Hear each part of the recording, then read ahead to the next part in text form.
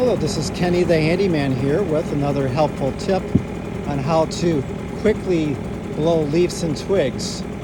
So the trick is to get the momentum of the leaves going and keep them going for as long as possible. So you don't want to do short, quick blows, sweeping back and forth. You want to do long blows and keep until the leaves stop blowing. So for an example, if you take this here and we keep that going, you want it going as long, as far as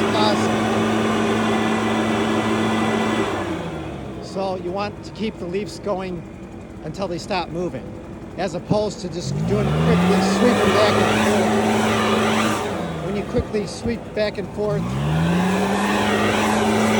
they don't go nearly as far, and it takes a lot of energy to get the momentum of the leaves to start and twigs to start going to start.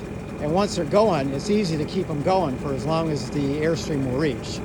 So if you do that, that'll make this job a lot quicker, because you'll get your leaves to where they want to go much faster than doing short bursts and sweeping motions. Hope that helps.